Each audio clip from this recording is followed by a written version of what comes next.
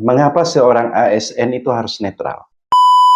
Artinya mau tidak mau, siap atau tidak siap, seorang yang namanya pegawai ASN ataupun P3K harus bebas dari pengaruh dan intervensi semua golongan dan partai politik.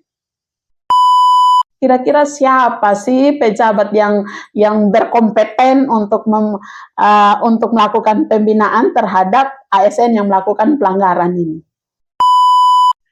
Namun saya percaya bahwa orang-orang seperti ini akan tumbang karena perilaku mereka sendiri mengkhianati orang-orang yang ada di bawahnya. Kita punya kepala daerah Sumba Timur ini adalah kepala daerah yang takut akan Tuhan. Ya. Kepala daerah tidak bisa lagi melakukan mutasi menjelang pilkada.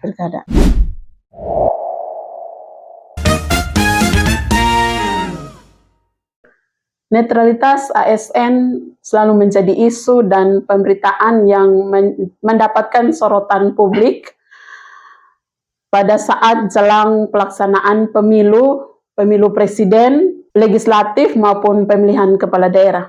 Pelanggaran netralitas ASN merupakan event tahunan pada saat berlangsungnya pemilu. Pelanggaran netralitas ASN seringkali dilakukan meskipun ada aturan yang tegas dan jelas mengatur bahwa seorang aparatur sipil negara dilarang terlibat dalam politik praktis. Tetapi pada kenyataannya banyak ASN-ASN di negeri ini yang mengabaikan aturan tersebut. Oleh karena itu, pada malam hari ini, Bawaslu Kabupaten Sumba Timur mengadakan podcast yang pertama dan kita akan membahas tuntas terkait netralitas ASN pada Pilkada 2024 ini, khususnya di Kabupaten Sumba Timur. Dan saat ini telah hadir bersama kita seorang narasumber yang merupakan mantan anggota Bawaslu Kabupaten Sumba Timur dan juga saat ini beliau sebagai pegiat pemilu, dan malam hari ini telah bersama kita di Bawaslu Kabupaten Sumba Timur untuk melakukan podcast. Beliau adalah Bapak Denny Harakai. Selamat malam Pak Denny. Selamat malam. Selamat datang di podcast perdana Bawaslu Kabupaten Sumba Timur bersama saya, Maya Handayani. Pak, malam hari ini kita akan membahas tentang netralitas ASN. Ya, apakah ini lifestyle mungkin tentang pelanggaran netralitas ASN, ataukah mungkin acu tak acu atau malas tahu? Sebentar kita akan membahas tuntas. Baik. Ini, sebelumnya saya mau menyapa Pak Denny dulu. Apa kabar? Puji Tuhan, semuanya bisa dilewati. Baik. Pak, saat ini sebelum kita masuk pada, saya banyak pertanyaan loh Pak. Ya. Ada banyak pertanyaan. Silakan. Yang Bapak harus jawab, namun sebelumnya saya mau tanya, kira-kira selepas dari Bawaslu kemarin apa sih yang Bapak lakukan di luar? Kalau saat ini saya punya dunia kecil saya sedang bercocok tanam buat kebun sayur, dan juga sebagai pelayan Tuhan di sebuah gereja Bethel Indonesia, Jemaat Lairuru di Kecamatan Umalulu. Di samping itu juga saya sebagai pegiat pemilu yang concern terkait dengan isu-isu pemilu maupun pemilihan. Wah, luar biasa. Oke, pertanyaan yang berikut, sebagai pegiat pemilu, apa saja pengalaman Bapak dalam hal pemilu? Sebagai pegiat pemilu, saya pernah punya pengalaman pemilu. Saya menjadi anggota Panwaslu Kabupaten dari tahun 2012 sampai 2017. Kemudian Panwaslunya berubah nomenklatur menjadi Bawaslu Kabupaten pada tahun 2018 sampai 2023. itu menjadi permanen. Dan saya menjabat sebagai anggota Bawaslu Kabupaten pada tahun 2018 sampai 2023. Kemudian juga saya sebagai koordinator Sentra Gakumdu, itu terkait dengan koordinator yang mengurus masalah-masalah tindak pidana pemilu dalam suatu wadah Sentra Gakumdu yang merupakan kerjasama dengan penyidik dan juga jaksa. Kebetulan di Panwaslu Kabupaten maupun Bawaslu Kabupaten saya menangani divisi hukum, penanganan pelanggaran dan penyelesaian sengketa. Kemudian saya juga pernah menjadi majelis musyawarah adjudikasi pada tahun 2015 dan 2018.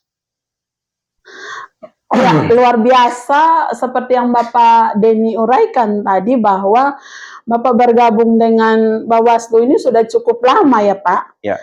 Dari 2000 berapa? 2012 sampai dengan 2023 sejak masih ad hoc sampai badan. Permanen. Sampai permanen. Ya. Itu artinya bahwa pengalaman Pak Denny, seorang Pak Denny di dunia penyelenggara itu memang sudah tidak diragukan gitu. Kira-kira dengan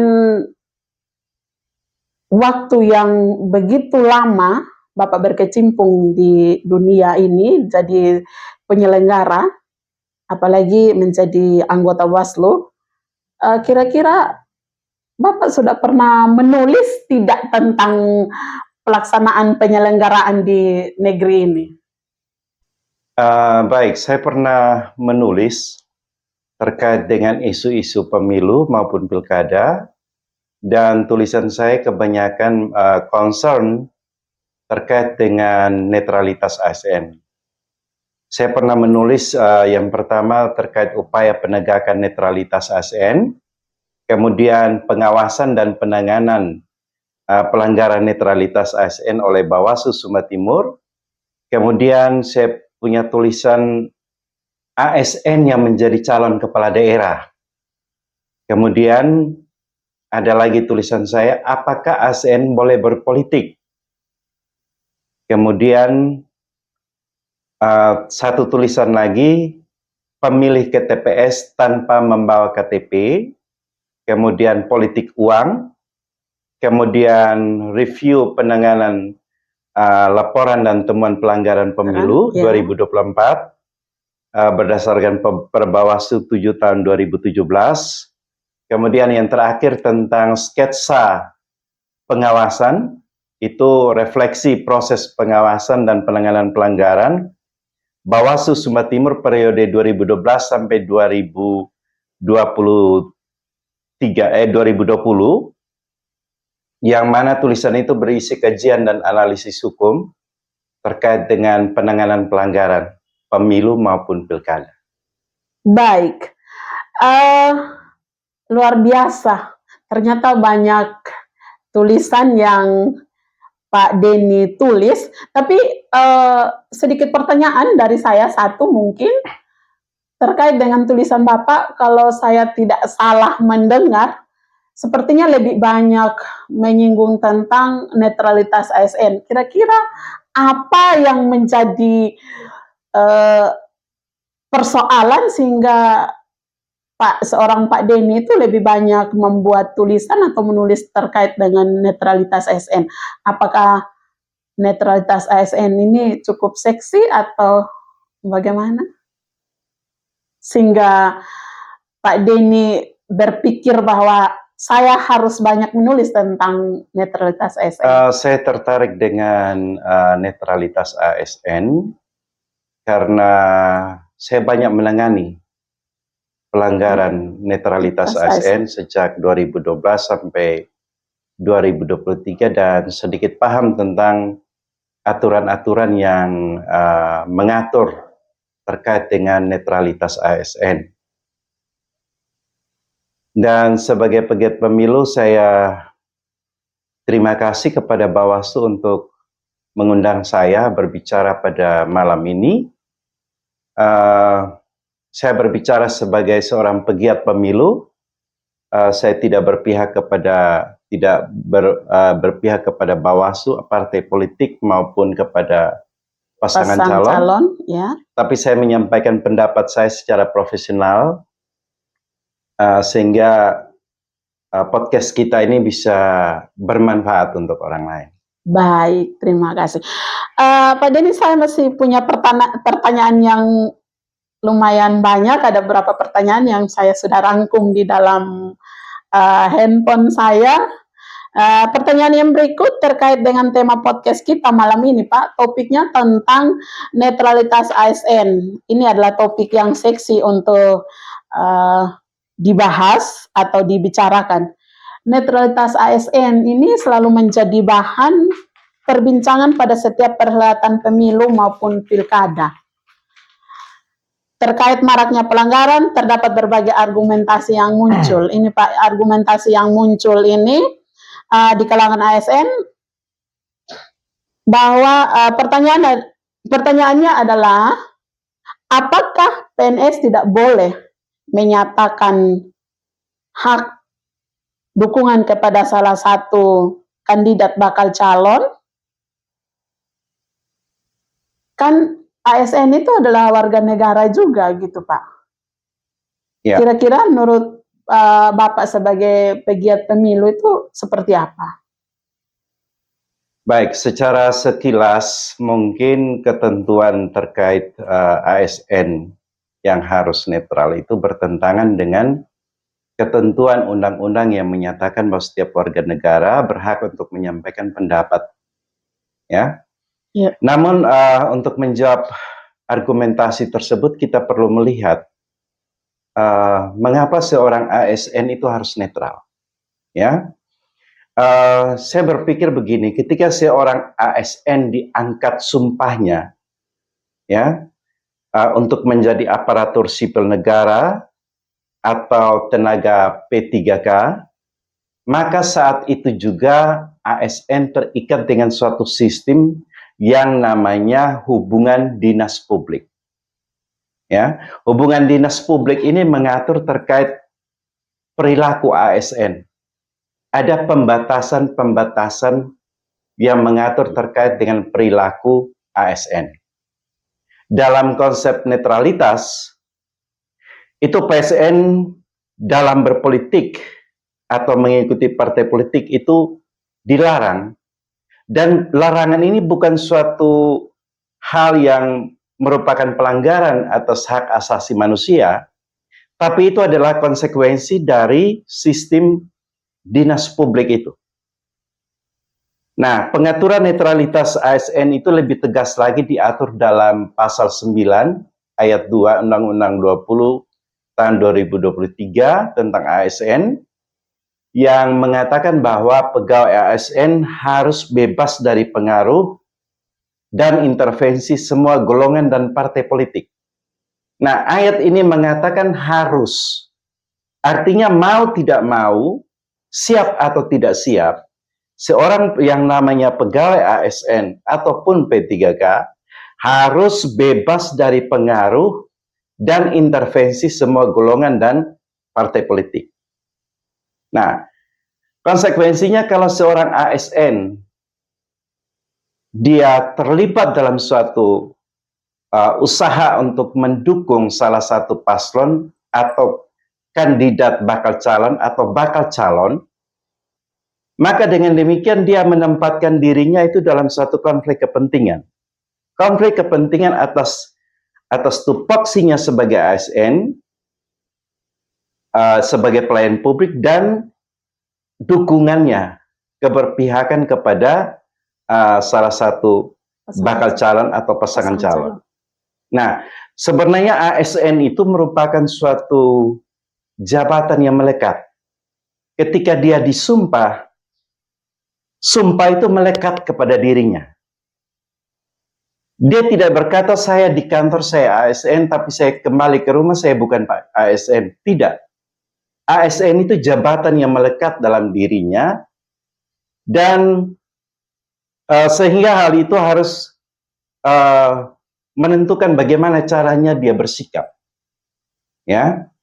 Kemudian di pasal 4 ayat 15 PP 53 tahun 2000 PP 53 itu disebutkan bahwa setiap ASN dilarang memberikan dukungan kepada calon kepala daerah dengan cara terlibat dalam kampanye dalam rangka mendukung pasangan calon itu atau membuat keputusan atau tindakan yang menguntungkan atau merugikan salah satu paslon. Jadi saya berpikir bahwa bila seorang ASN berpolitik praktis, maka dia menempatkan dirinya dalam konflik kepentingan. Ya, hal ini juga akan menimbulkan persepsi publik terkait keberpihakannya kepada salah satu calon atau pasangan calon. Baik, tadi Pak Denny sampaikan bahwa seorang ASN itu status ASN-nya itu melekat pada diri seseorang. Tidak saja ketika dia berada di lingkungan kantor atau lingkungan kerja, tetapi ketika dia kembali ke masyarakat, juga status ASN-nya itu tetap melekat dalam diri seseorang itu. Nah, saya mau tanya, muncul satu pertanyaan ya terkait dengan netralitas ASN ini. Ya, karena podcast kita kali ini kan tentang netralitas ASN, di mana yang menjadi sorotan kita adalah pelanggaran. Ya memang seperti yang kita ketahui bersama bahwa pelanggaran netralitas ASN ini bukan rahasia, tapi banyak ASN-ASN yang dipanggil oleh Bawaslu untuk mempertanggungjawabkan perbuatan mereka. Nah, saya mau tanya ke Pak Denny, terkait dengan netralitas ASN, siapa pejabat yang berwenang untuk melakukan pembinaan terhadap ASN? Karena begini Pak, ketika ASN melakukan pelanggaran, otomatis ada sanksi yang harus diterima oleh ASN itu sendiri. Nah, kira-kira siapa sih pejabat yang berkompeten untuk melakukan pembinaan terhadap ASN yang melakukan pelanggaran ini? Baik, dalam ketentuan yang diatur dalam Undang-Undang 20 tahun 2023, itu disebutkan bahwa Presiden sebagai pemegang kekuasaan tertinggi dalam membuat kebijakan pembinaan profesi dan manajemen ASN. Ya. Nah, Presiden ini memberikan delegasi tugas wewenang kepada para menteri, gubernur, bupati dan wali kota. Iya. Jadi kalau kita bicara tentang konteks kabupaten, maka bupatilah yang punya peranan sebagai pejabat pembina kepegawaian. Baik Pak Denny. Nah ini tadi Pak Denny menyampaikan bahwa yang berhak itu untuk memberikan pembinaan kepada ASN yang melakukan pelanggaran, dalam hal ini pelanggaran netralitas ASN itu sendiri, di sini cukup unik ketika kita kembali ke kabupaten, itu didelegasikan kepada bupati. Nah, kenapa saya bilang unik, Pak? Karena apa?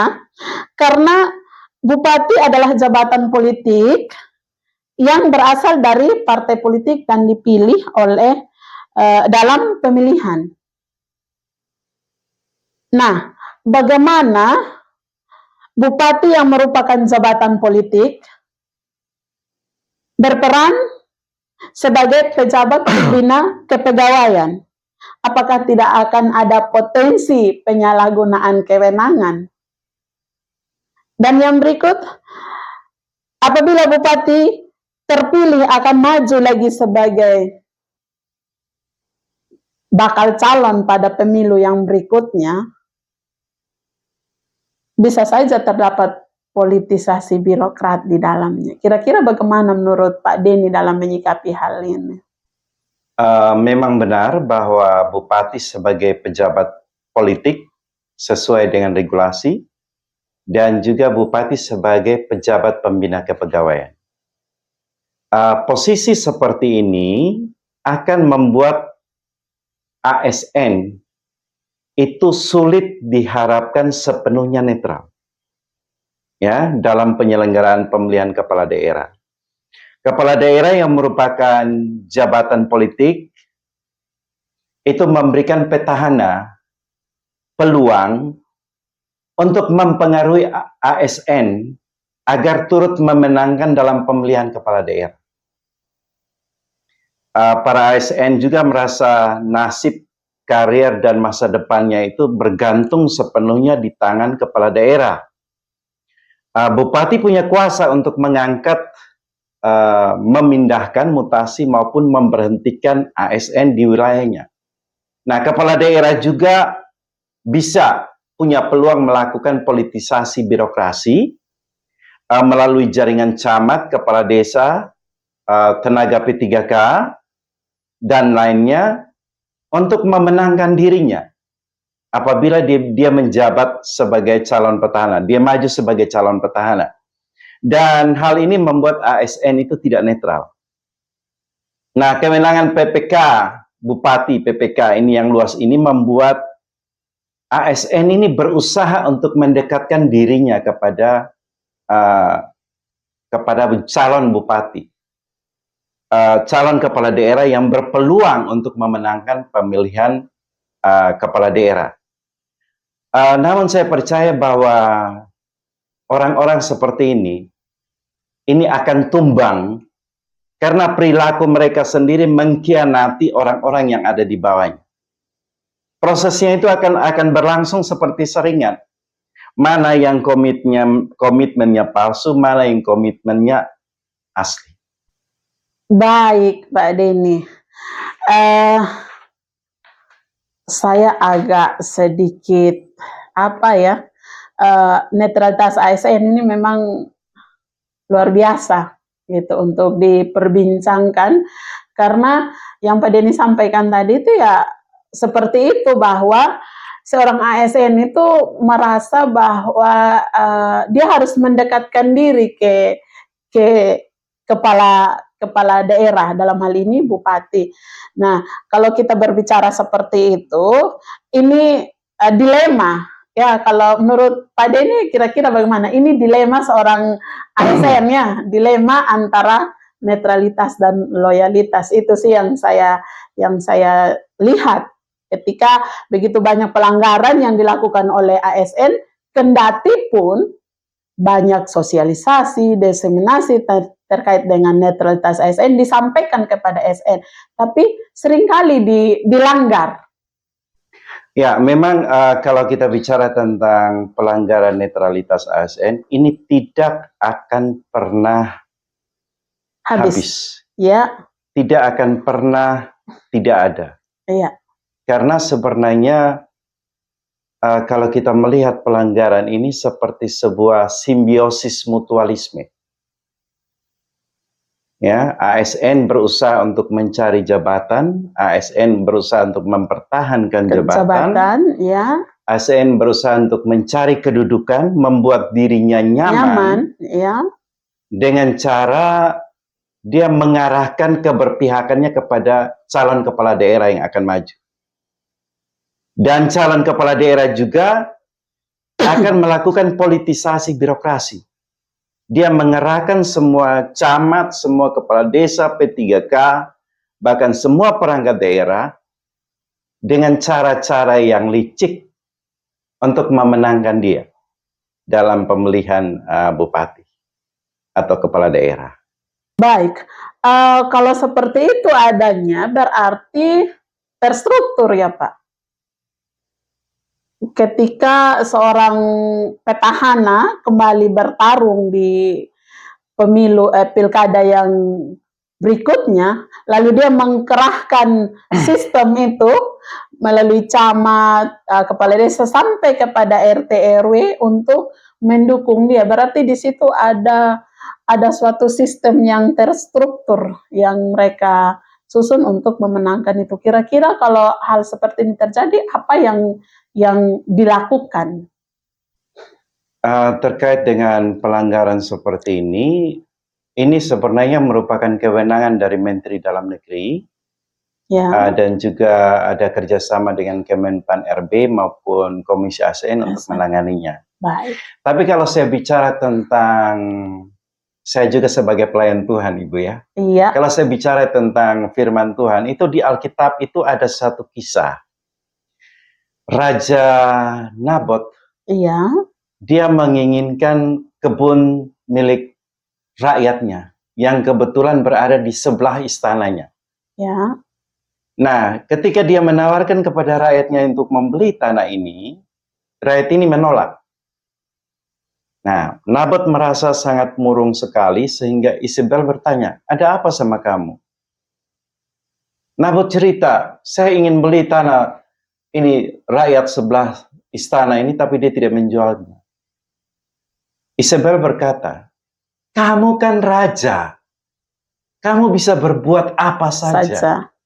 Yang kamu inginkan. yang kamu inginkan." Iya, Nah, kalau kita kembali kepada konsep politisasi birokrasi iya, yang dilakukan oleh kepala daerah, ada kemungkinan peluang kepala daerah bisa membunuh lawan politiknya dengan cara apapun, dengan cara yang licik, untuk dia bisa mendapatkan keuntungan bagi dirinya apabila dia sudah berkuasa.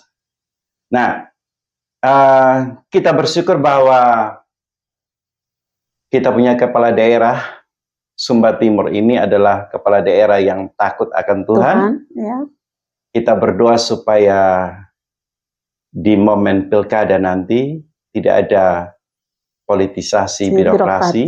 Ya, Camat maupun kepala desa bisa melaksanakan tupoksinya masing-masing tanpa ada intimidasi, tanpa ada tekanan untuk memenangkan calon kepala daerah. iya. Terkait dengan apa yang Pak Denny sampaikan bahwa ya harapan kita bahwa ketika Pilkada Sumba Timur yang tahapannya sementara berlangsung saat ini, kita berharap bahwa pimpinan kita akan lakukan itu dengan penuh rasa tanggung jawab tanpa ada intimidasi. Nah, di sini muncul hal yang menarik sekali, adalah bahwa di tingkat kabupaten, bupati juga berkewenangan menetapkan dan mengangkat atau memindahkan atau memutasi dan menghentikan ASN. Mengapa perlu adanya mutasi? Bisa saja terjadi mutasi mengandung muatan politisasi atau muatan politik. Mutasi bagi ASN sebenarnya itu punya tujuan yang baik. Karena tujuan dari mutasi itu adalah untuk mengembangkan karir ASN dengan memindahkan ASN itu ke posisi yang tepat. Ya. Namun terkadang juga mutasi merupakan beban yang sangat berat bagi ASN. Ya. Karena hal ini mempengaruhi kehidupan mereka. Sebagai contoh, apabila suami istrinya adalah ASN, satu ditempatkan di Pinupahar, satu ditempatkan di Lewa. Iya. Nah, kita bicara bagaimana kehidupan rumah tangga mereka. Anaknya mereka ini mau dititipkan di mana? Iya. Kehidupan keluarga menjadi tidak harmonis. Nah, sehingga dengan demikian kita juga perhatikan bahwa ASN yang ditempatkan di daerah-daerah pedalaman, itu kemungkinan cuma 1 kali 1 bulan mereka pergi ke sana. Karena mereka lebih memilih untuk tinggal bersama keluarga mereka. Sehingga dengan demikian pelayanan publik kepada masyarakat di tempat di mana mereka ditugaskan itu menjadi terbengkalai. Nah, hal ini menimbulkan kerugian.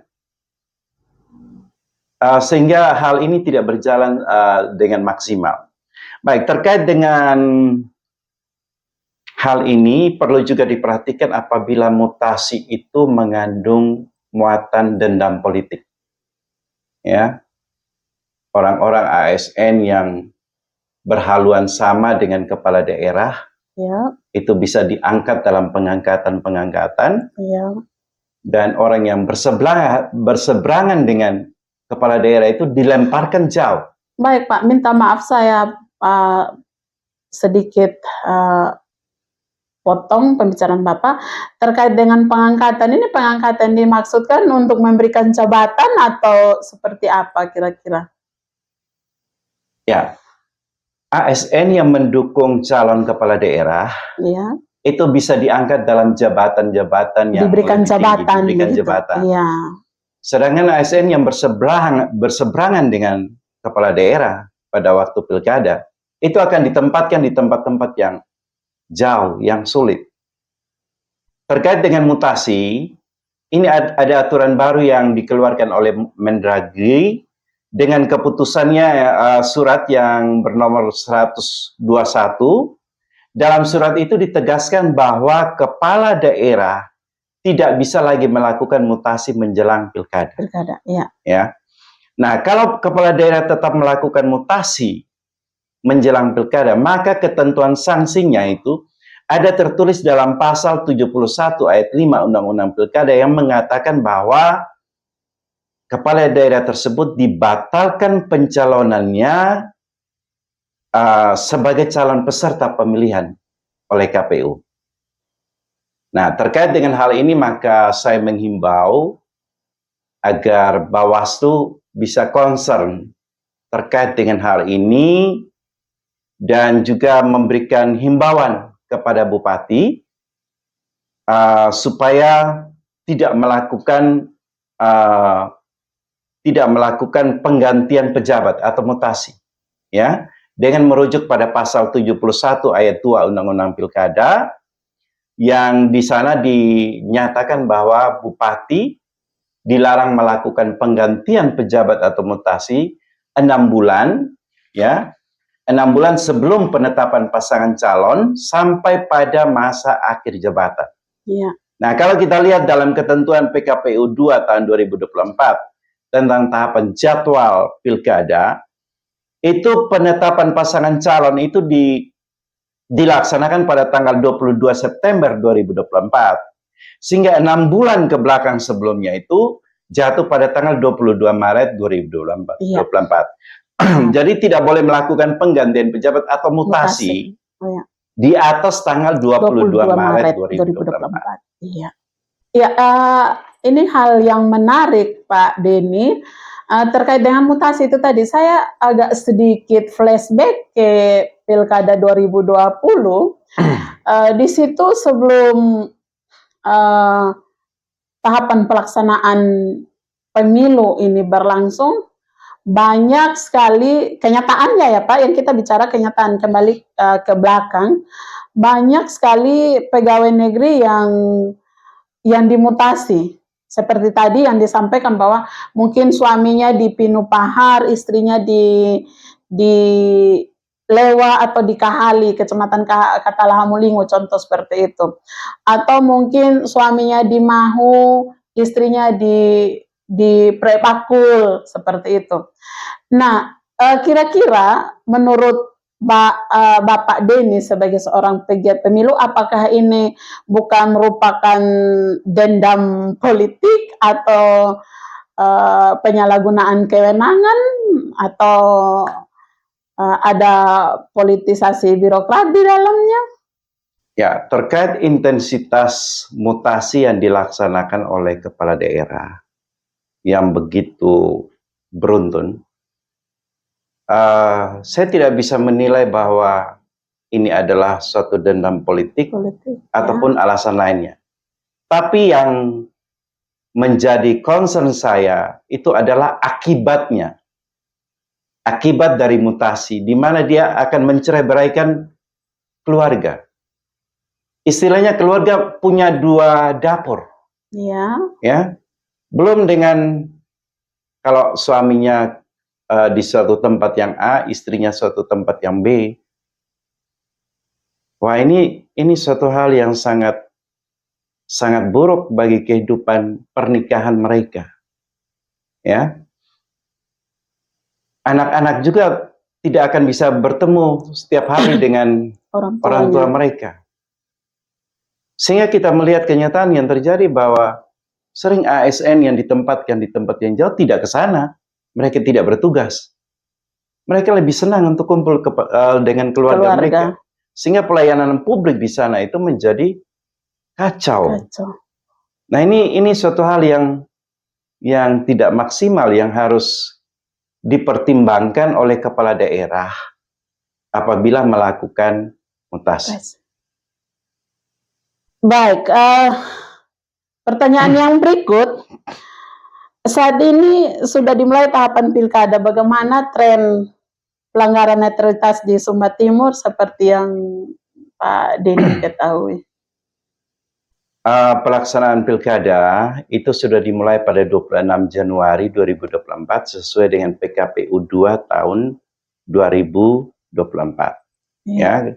Dan kalau tidak salah saat ini sedang dilaksanakan tahapan perekrutan PPK, PPS, dan KPPS sampai pada tanggal 5 November 2024. Nah, kalau kita berbicara terkait dengan tren pelanggaran netralitas ASN pada Pilkada 2024 ini, itu perlu kita bercermin pada pelanggaran pilkada sebelumnya, tahun 2020. Ya. Nah, kalau kita melihat pada Pilkada 2020 itu terdapat 43 orang PNS yang melakukan pelanggaran netralitas. Dan jumlah ini begitu fantastik sehingga pada waktu itu Sumba Timur merupakan salah satu kabupaten di NTT yang menangani pelanggaran netralitas ASN yang paling banyak. Terbanyak di NTT. Dan oleh karena ini juga maka Sumba Timur masuk dalam indeks kabupaten rawan pemilu atau pilkada dengan peringkat ketiga dalam indeks kerawanan pemilu. Ya. Nah, kalau saya boleh sebutkan, pada periode 2020 yang lalu itu ada modus operandi, ada tren-tren pelanggaran. Ya, yang pertama ada ASN yang melakukan postingan di media sosial. Dengan like, komen, atau membagi, itu ada 6 orang ASN. Kemudian dugaan pendekatan ASN ke partai politik dalam rangka pencalonannya sebagai kepala daerah itu 2 orang.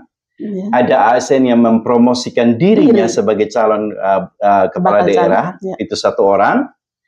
Ada dugaan ASN yang membagi-bagikan kalender calon bupati, ya, itu ada 2 orang. Kemudian ada 5 orang. Kemudian ada dugaan ASN yang hadir pada kegiatan sosialisasi bakal calon pada jam dinas. Itu 8 orang. Kemudian ada dugaan ASN memfasilitasi pertemuan, sosialisasi kampanye, orasi mendukung paslon, itu ada 8 orang. Kemudian ada dugaan keikutsertaan ASN dalam penjemputan SK, ya, untuk bakal calon pada jam dinas, itu 6 orang. Ada ASN yang menghadiri deklarasi pasangan calon, itu ada 3 orang. Ada dugaan ASN mendukung dengan pasangan calon dengan postur tubuh menunjukkan keberpihakan dalam foto dengan pasangan calon, itu 2 orang. Dan ada sanksi dari PPK 2 orang, itu dengan dugaan memberikan like, komentar di media sosial.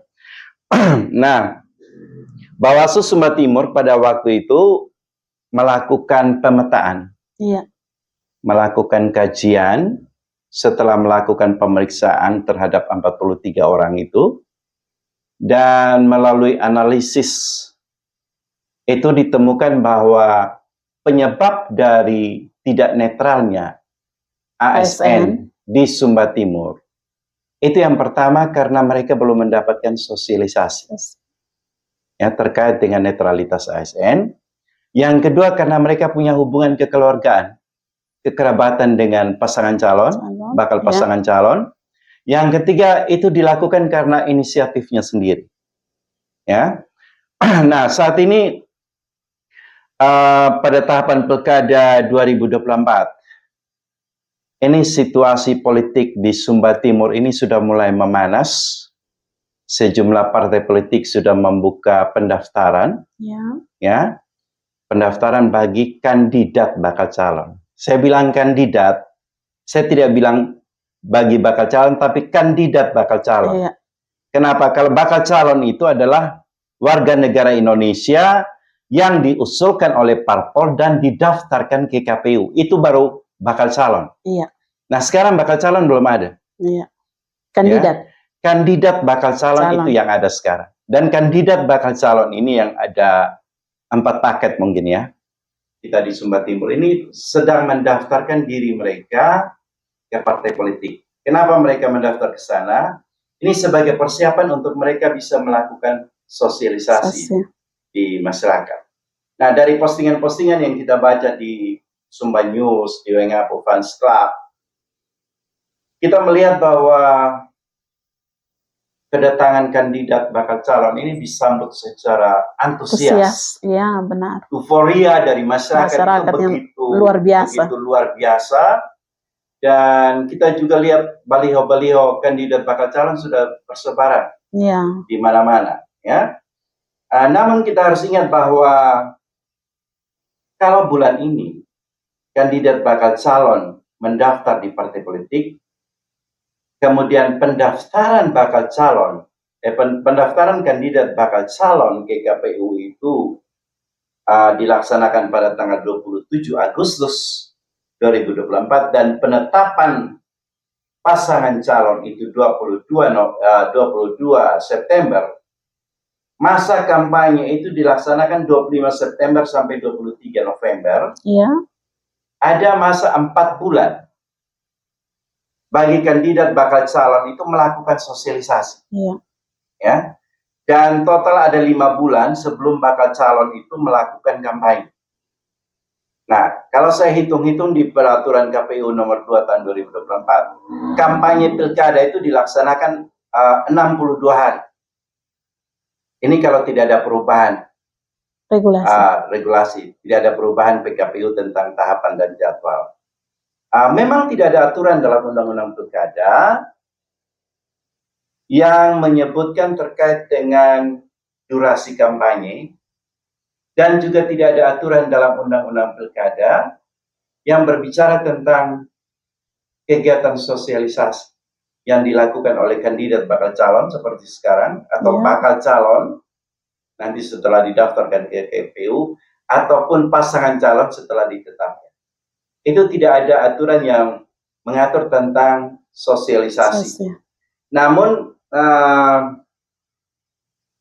masa sosialisasi 5 bulan ini sebenarnya ini memberikan peluang kepada bakal calon yang non petahana untuk dia bisa melakukan pendekatan kepada rakyat, dan juga sebenarnya masa 5 bulan ini kampanye dia tidak terlalu panjang, pas, sehingga tidak menimbulkan polarisasi yang akan begitu lama, ya. Namun kita harus memperhatikan, mencermati baik-baik bahwa ada perbedaan antara sosialisasi dan kampanye, ya. Kalau sosialisasi itu adalah bakal calon atau kandidat bakal calon memberikan gambaran umum kepada masyarakat, ya, tentang siapa dia, minta doa restu kepada masyarakat. Sedangkan kalau kampanye itu ada penyampaian visi misi, ya. Ada unsur mengajak, ya, di situ. Jadi saya berpikir bahwa Bawaslu harus memberikan pernyataan ini kepada bakal calon, ya, agar bisa mencermati dengan jelas apa yang mereka lakukan sebenarnya, sosialisasi atau kampanye, atau sosialisasi yang rasa kampanye. Iya. Ya. Dan ini harus diperhatikan, dipilah benar-benar, sehingga ini mengurangi terjadinya pelanggaran administrasi. Kita tahu bahwa pelanggaran administrasi itu adalah pelanggaran terkait tata cara, prosedur, ya, mekanisme itu yang diatur dalam undang-undang. Nah, kalau mekanisme ini sudah dilanggar, prosedurnya ini sudah dilanggar, maka itu bisa dikatakan pelanggaran administrasi. Iya, Sungguh luar biasa.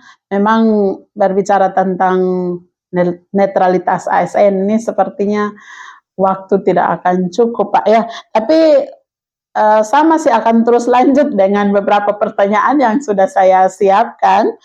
Yang berikutnya, bagaimana tentang ketentuan bagi ASN yang mendaftar sebagai calon bupati dan wakil bupati?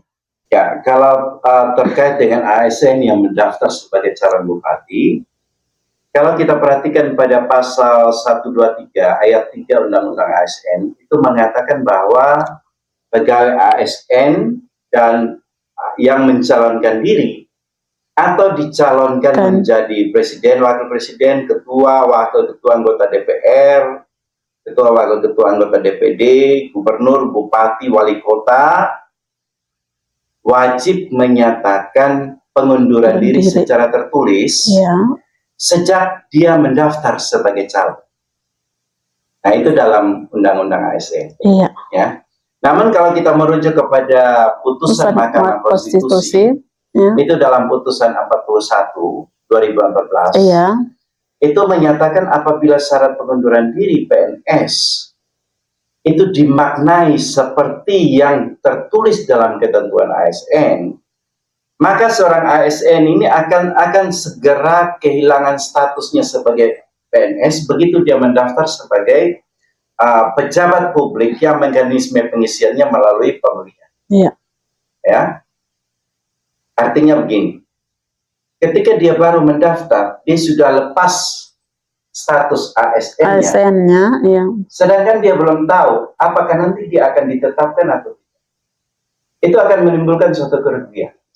Kerugian bagi ASN-nya dari aspek keadilan. Sehingga dengan demikian maka Mahkamah Konstitusi berpendapat bahwa untuk memenuhi tuntutan kepastian hukum yang adil, yang berkeadilan, maka pengunduran diri ASN itu dilakukan bukan pada saat mendaftar, ya, melainkan pada saat yang bersangkutan telah ditetapkan secara resmi sebagai calon oleh KPU, penyelenggara pemilu. Baik, ya, kita lanjut pertanyaan yang berikut. Pak Denny, saat ini belum ada pelantikan anggota DPRD Kabupaten. Namun, bila ada calon terpilih, anggota DPRD Kabupaten mencalonkan diri menjadi calon bupati, wakil bupati, bagaimana ketentuannya? Ya, terkait dengan status calon anggota DPR, DPD, dan anggota DPRD yang saat ini terpilih dilantik dan mencalonkan diri, ya, yang terpilih dan belum dilantik sebagai anggota DPR, itu belum melekat hak dan kewajiban konstitusionalnya sebagai anggota DPR, DPD, dan DPRD, karena belum ditetapkan dan dilantik. Nah, terkait dengan hal ini kita merujuk kepada putusan MK nomor 12 ya tahun 2024, itu yang menyatakan bahwa penting bagi mahkamah untuk menegaskan agar Komisi Pemilihan Umum mempersyaratkan bagi calon anggota DPR, anggota DPD, dan anggota DPRD terpilih yang mencalonkan diri sebagai kepala daerah untuk membuat surat pernyataan bersedia mengundurkan diri jika telah dilantik secara resmi menjadi anggota DPR, anggota DPD, dan anggota DPRD apabila yang bersangkutan tetap mencalonkan diri sebagai kepala daerah. Baik, terkait dengan pelanggaran netralitas ASN, saya mau tanya, apa saja tren pelanggaran netralitas saat ini yang sedang terjadi? Kalau saya mengamati, sekarang sudah mulai terjadi polarisasi masyarakat yang sangat nampak itu di media sosial. Ya, ada singgung menyinggung antara pendukung kubu yang satu dengan kubu yang lain, yang diduga itu dilakukan oleh oknum ASN. Ya, dan tentu hal ini menimbulkan perpecahan di dalam masyarakat. Masyarakat akan terblok, dan ini bukan hal yang tidak mungkin kalau ke depannya nanti akan terjadi kekerasan secara fisik. Ya, Kemudian saya melihat bahwa keterlibatan ASN secara masif ini sangat kelihatan saat ini dan sangat bebas sekali. Iya. Di mana terdapat indikasi dugaan para ASN turut memfasilitasi pertemuan kandidat bakal calon ketika mereka mendaftar di partai politik. Kemudian juga ada beberapa ASN yang turun ke masyarakat, merambah turun ke masyarakat untuk mempengaruhi masyarakat memilih kandidat bakal calon itu.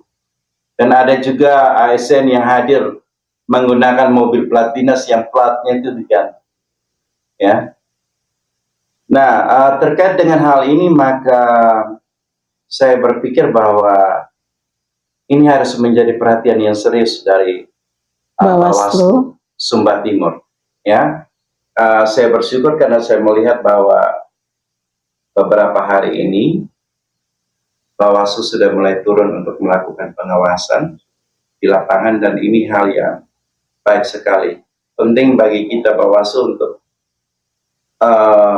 kita memperhatikan tagline-nya kita, ya, bersama rakyat awasi pemilu, bersama Bawaslu tegakkan keadilan pemilu. Keadilan pemilu itu ditegakkan melalui pengawasan Bawaslu, apakah aturan terkait pilkada itu sudah berjalan dengan baik di lapangan.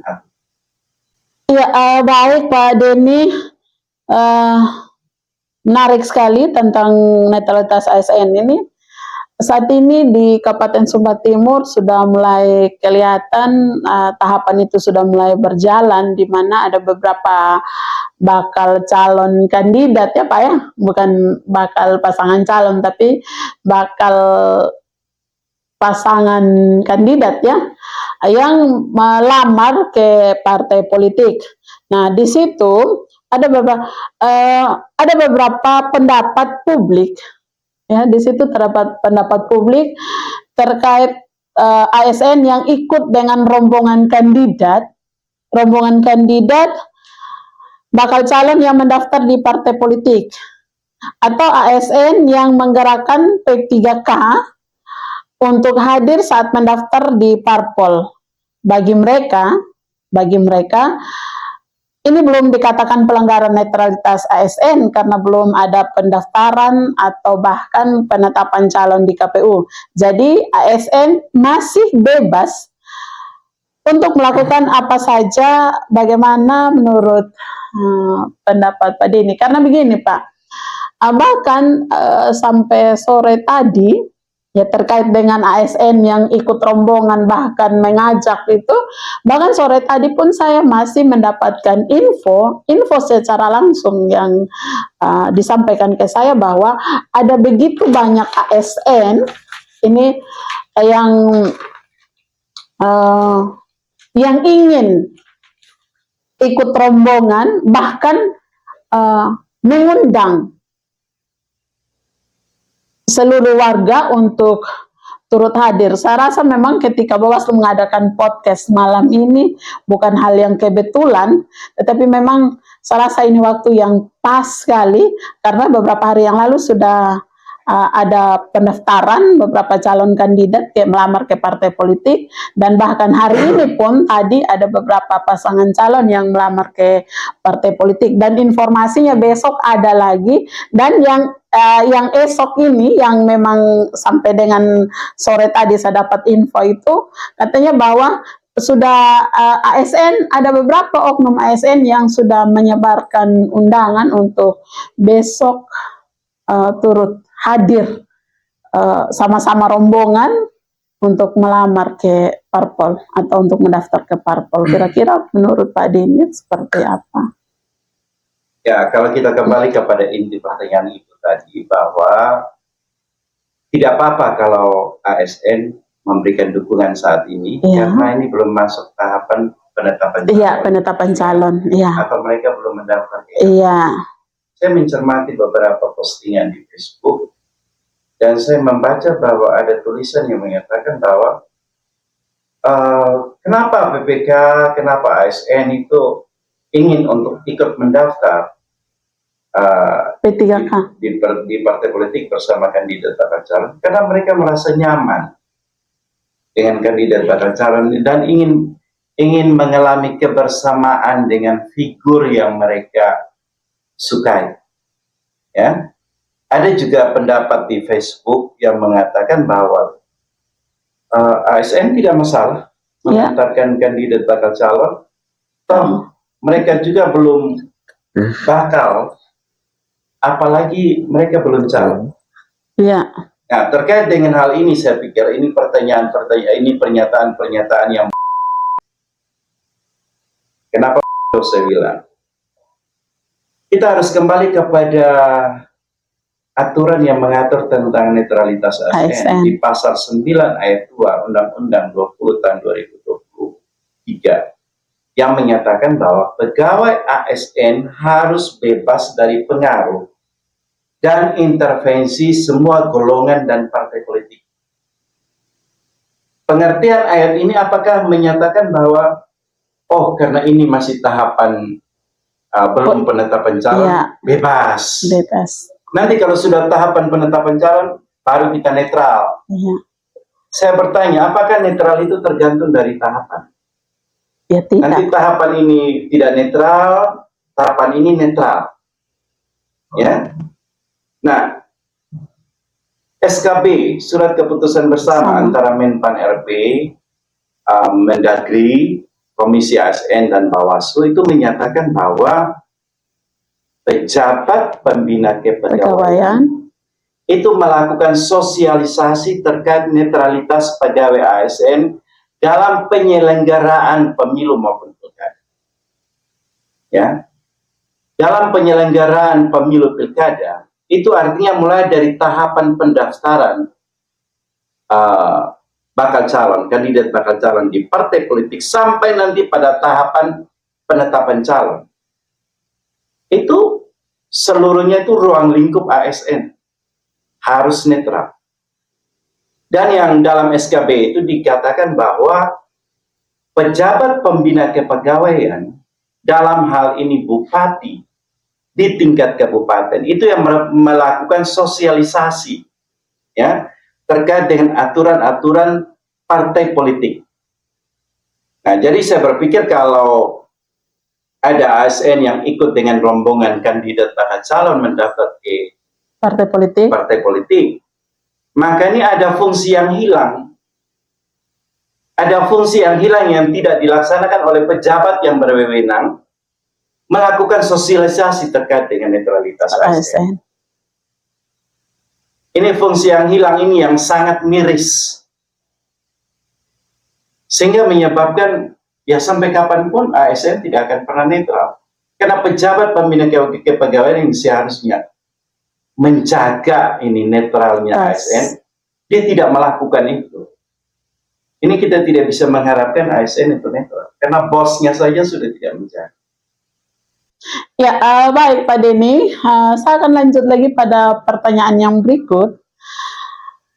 Bagaimana ketentuan terkait ASN yang mendaftar ke partai politik untuk maju di pilkada sebagai pasangan calon bupati dan wakil bupati? Ya, terkait dengan ASN yang maju untuk mendaftar ke partai politik sebagai pasangan kandidat bakal calon ya. Itu ada aturan mainnya. Ya, itu dalam PP 42 tahun 2004 yang kemudian diadopsi dalam Surat Keputusan Bersama antara Menpan RB, Komisi ASN, Menteri Dalam Negeri dan Bawaslu. Itu yang menyatakan bahwa PNS dilarang melakukan pendekatan kepada partai politik terkait dengan pencalonan dirinya atau pengusulan dirinya atau orang lain sebagai bakal calon kepala daerah atau wakil kepala daerah. Ya, hal ini merupakan aturan yang dibuat oleh Menpan RB, Komisi ASN dengan tujuan agar PNS itu bisa menghindari konflik kepentingan, ya, dan tidak berafiliasi dengan salah satu partai politik. Iya, pertanyaan yang berikut. Bila mendaftar di parpol sebagai suatu tindakan pendekatan ke parpol dalam rangka pengusulan dirinya sebagai kepala daerah atau wakil kepala daerah, bagaimana caranya ASN bisa maju pilkada tanpa lewat parpol? Sebenarnya pendekatan ASN ke parpol dengan cara mendaftar ke parpol sebenarnya ini menimbulkan multitafsir. Ya, bagaimana seorang ASN bisa maju sebagai calon kepala daerah apabila dia tidak mendaftar ke partai politik? Ya, kalau kita bilang pakai jalur perorangan, belum ada dasar hukum yang mengatur. Namun yang jadi patokan kita adalah bahwa kalau saya bisa katakan bahwa baik Undang-Undang ASN, baik PP 53 tahun 2010, PP 42 tahun 2004, dan berbagai aturan lainnya tentang ASN, sebenarnya itu tidak menyebutkan secara regret atau secara jelas terkait dengan pendekatan ASN ke partai politik untuk pencalonan dirinya, ya, pengusulan dirinya sebagai calon kepala daerah. Namun karena ketentuan ini merupakan kesepakatan bersama, ya, kesepakatan bersama yang tertuang dalam surat keputusan bersama. Maka ini wajib untuk dilaksanakan dengan taat, ya, tanpa alasan, harus taat. ASN taat kepada aturan ini. Dan ini juga menjadi dasar bagi Bawaslu untuk melakukan pengawasan terkait ASN yang melakukan pendekatan ke partai politik atau ASN yang mendaftar ke partai politik, ya, untuk mencalonkan dirinya sebagai calon kepala daerah. Ini menjadi dasar bagi Bawaslu untuk melakukan pengawasan maupun penanganan pelanggaran. Ya, kalau menurut pendapat saya sebagai pegiat pemilu, saya berpikir bahwa kalau seorang ASN ingin melakukan pendaftaran ke partai politik sebagai calon kepala daerah, maka ASN ini sudah mempertimbangkan dengan seksama risiko yang harus dia tanggung bila dia melakukan hal ini. Kita mungkin berkata bahwa pendekatan ke parpol oleh ASN itu terkait pencalonan dirinya itu tidak masuk akal. Karena bagaimana seorang ASN bisa jadi calon kepala daerah kalau tidak mendaftar ke parpol? Iya. Saya juga berpikir demikian. Ini seperti tidak masuk akal. Namun sebenarnya tujuan daripada ini adalah agar ASN itu bebas dari kepentingan-kepentingan. Dan kepentingannya harus cuma satu. Itu memberikan pelayanan kepada masyarakat. Dan tidak boleh bergerak dari suatu kepentingan-kepentingan tertentu, tetapi khusus kepentingan kepada masyarakat untuk melaksanakan tupoksinya sebagai pelayan publik. Baik, Pak Denny, ini masih menyisakan 2 pertanyaan lagi. Saya harap kita masih, Pak Denny masih semangat. Oke, baik, pertanyaan yang berikut ini, Pak Denny, itu di masyarakat itu banyak sekali yang bertanya-tanya, kenapa sih harus Bawaslu yang mengawasi ASN dan melakukan penanganan pelanggaran terhadap netralitas ASN? Kenapa bukan lembaga lain? Kenapa harus Bawaslu gitu? Banyak yang bertanya-tanya di luar terkait hal ini.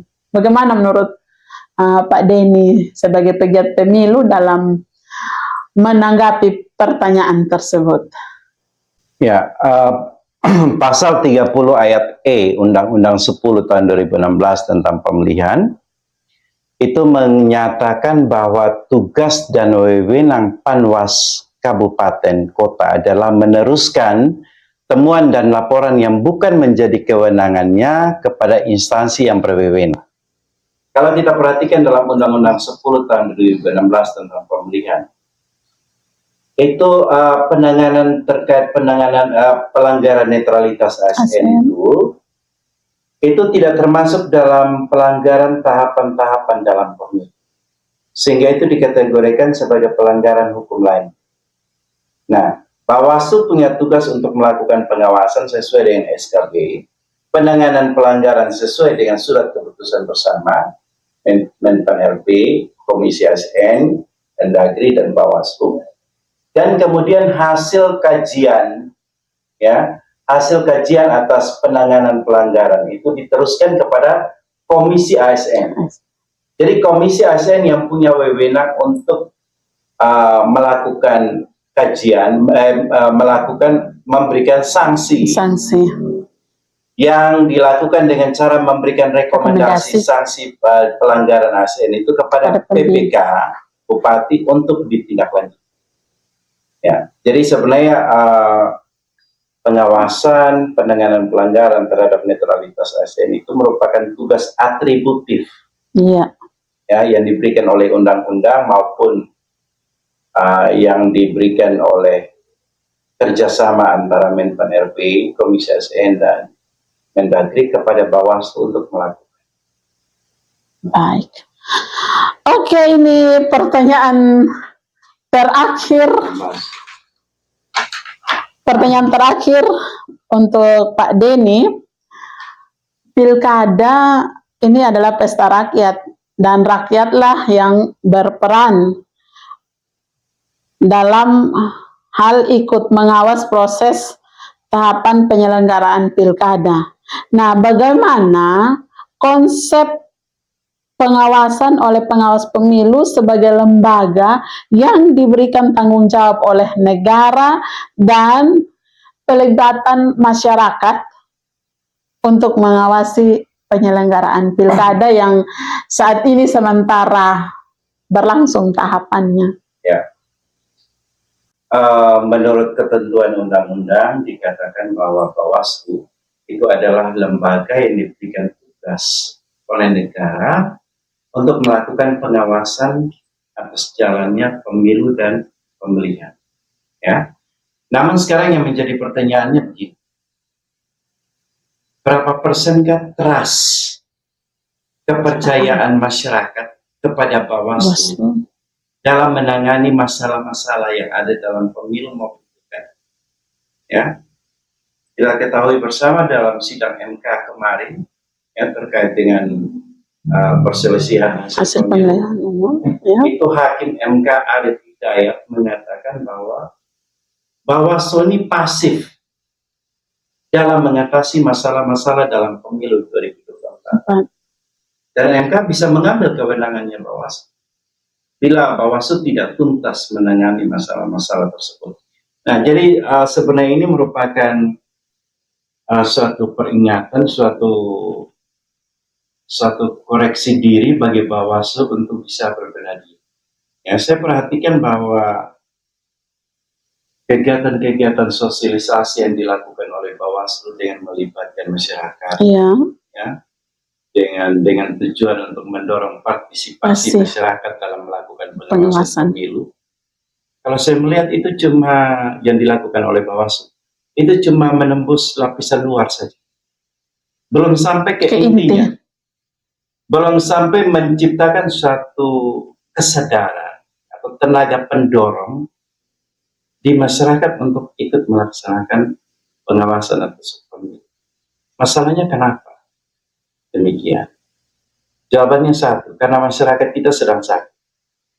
Ya, banyak keluarga ASN yang suami istrinya terpisah di mana-mana, anak dititipkan kepada nenek, banyak pegawai ASN, guru-guru, tenaga medis yang melakukan pelayanan publik di Kecamatan Selatan cuma masuk kantor satu kali 1 bulan, ya. Mereka berdomisili di Ngapa sehingga masyarakat tidak terlayani dengan baik. Dan saya juga mendengar banyak masyarakat desa penerima bantuan dana desa yang daftar namanya yang di daftar namanya itu bukan merupakan orang-orang yang benar-benar miskin, ya, dan menderita, tapi nama kerabat-kerabat kepala desa, orang-orang hidupnya sedikit baik, ya, keluarga yang miskin tetap miskin, ya. Bicara tentang aspek penegakan hukum juga parah. Orang benar bisa disalahkan, orang salah itu bisa dibenarkan. Benar kata Alkitab bahwa di pengadilan tidak ada keadilan, hakim bisa disuap, ya. Belum lagi kita bicara tentang belalang, stunting dan sebagainya. Momen kampanye dan pemilu pilkada ini adalah momen yang paling dinanti-nantikan oleh masyarakat. Kenapa demikian? Karena mereka berpikir ada orang baik yang bisa bagi-bagi mereka uang, ya, sehingga itu subur, politik uang itu subur di situ. Ya, sebagian masyarakat sudah apatis terhadap pemilu, ya, di mana mereka kecewa karena banyak kecurangan-kecurangan pemilu tidak tidak ditindaklanjuti dengan baik, ya. Ada banyak janji-janji manis dari bakal calon yang bertebaran, tapi kenyataannya nihil, membuat masyarakat sangat pragmatis. Saya kasih suara, kok kasih saya apa? Jadi istilahnya jual beli. Ya, itulah yang namanya politik transaksional. Ya, belum lagi ditambah dengan tekanan dari calon kepada camat dan kepala desa. Kalau kepala desa tidak mendukungnya, akan menghadirkan BPKG desa untuk periksa audit dana desa. Tekanan kepada P3K, di mana kalau tidak mendukung tidak akan diperpanjang kontrak. Ya, kita akui memang pemerintah sudah bekerja maksimal, ya, yang mereka bisa. Ada perubahan di masyarakat kita. Kalau menurut informasi yang saya dengar, ada angka kemiskinan sudah semakin berkurang, angka pengangguran juga semakin berkurang. Iya. Kita mendapatkan penghargaan, ya puji Tuhan. Namun kenyataannya berbeda dengan yang terjadi di lapangan. Saat ini masyarakat ini kebanyakan gagal panen karena curah hujan yang tidak stabil. Ya, belum, sehingga ini mengakibatkan banyak masyarakat mengajukan pinjaman di bank, mengajukan pinjaman di koperasi-koperasi, sehingga hidup mereka terlilit dengan hutang. Nah, ini keadaan yang sangat memprihatinkan sekali. Jadi kalau saya berkata bagaimana kita bisa mengharapkan keterlibatan masyarakat dalam mengawasi pemilu, sembuhkan dulu penyakit masyarakat ini. Ya, ada kerjasama dengan pemerintah, LSM, dinas-dinas, tokoh agama, tokoh masyarakat, ya, untuk bisa mewujudkan suatu kehidupan masyarakat yang sejahtera, yang adil dan makmur. Sehingga ini bukan merupakan slogan yang dihembuskan oleh para calon ketika mereka kampanye saja, tapi ini merupakan suatu komitmen yang kuat. Saya yakin ketika masalah-masalah ini sudah teratasi, maka dengan sendirinya masyarakat akan ikut melakukan pengawasan atas pemilu maupun pilkada. Baik, jadi Pak Denny, itu tadi pertanyaan terakhir dari saya. Sebelum saya menutup podcast kita pada malam hari ini, saya minta closing statement dari Pak Denny. Ya, ada satu adigium. Dalam setiap pilihan terdapat harapan untuk kemajuan bersama. Mari kita ciptakan pilkada yang penuh dengan kedamaian. Baik.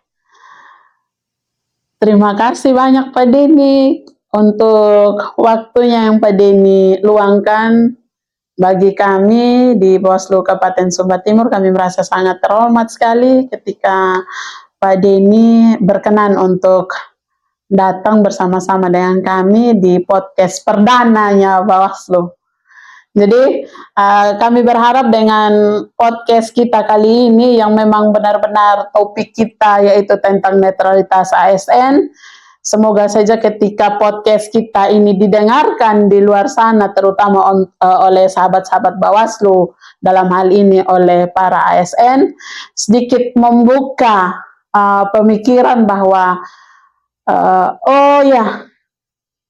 mengingatkan mereka bahwa ada aturan yang mengatur tentang netralitas ASN itu sendiri, sehingga ketika mereka mendukung salah satu pasangan calon, mereka cukup mendukungnya di dalam hati atau dalam doa, ya, dengan memberikan suara, karena sebagai warga negara Indonesia kita punya hak untuk memilih, tetapi tidak untuk memperkenalkan atau mendeklarasikan atau turut serta dan lain sebagainya, karena para ASN sendiri harus paham bahwa ada aturan yang mengatur tentang netralitas ASN, ada aturan yang mengatur tentang kode etik aparatur sipil negara.